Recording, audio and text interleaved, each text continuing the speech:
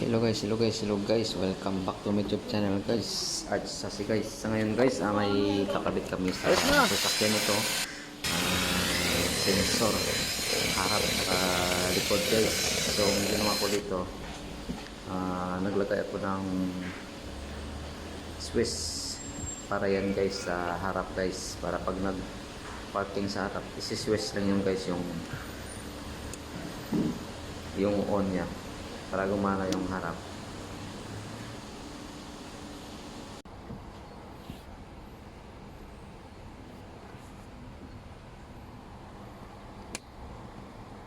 So natapos ko na guys yung Swiss na modified, tapos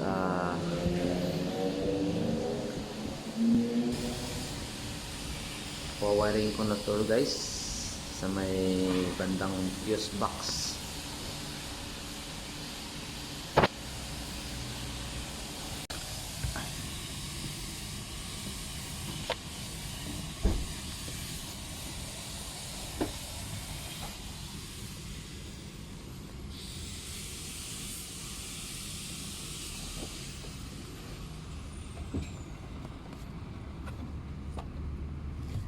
Nagugor ka ni.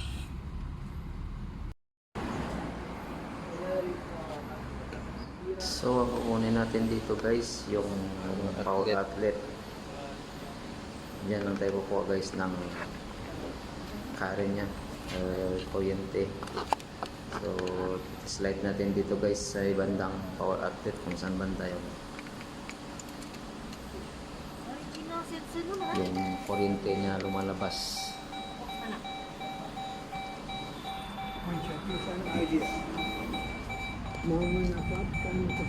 So ngayon guys, hanapin natin yung kuryente niya kung saan banda ang lumalabas dito.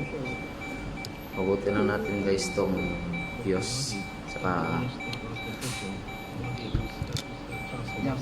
panjang gigit, lungnos, panjang gigit. Mereka juga menyarankan agar dan institusi pengajian tinggi yang lain. pagutin na natin to guys yung fuse saka i-slide natin kung saan banda guys yung kuryente na lumalabas dito. Yan tayo mag-wiring ng papuntang Swiss. Ayan guys, ilaw yung sa kabila hindi. Doon tayo kukuha ng fuse na wiring puntang Swiss. Ayan guys, may kuryente. Nakita mo yung kuryente na pula guys, yun ang papuntang Swiss. Juga tidak terlepas dari melalui jalan sentiasa berubah dan sukar diraba. So guys, natapos na din sa pag-wiring guys. So dito namin nilagay yung box ng sensor sa taas na binalot ng plastic para hindi mabasa ng ulan guys. So titisin natin guys kung gumagana guys.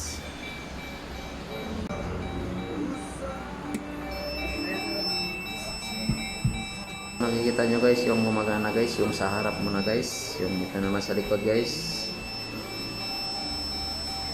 So sa likod gumagana din pero wala sa may tinatamaan na tao na sensor. So hindi sa tumutunog. Yung sa harap meron siyang tao guys, so gumagana siya. Belakang sensor. Ada. So yung likod guys, pinatesting ko kung paano yung isang paligid. Okay. Gumana na guys yung sa likod. Ayan. So lahat, okay lahat guys.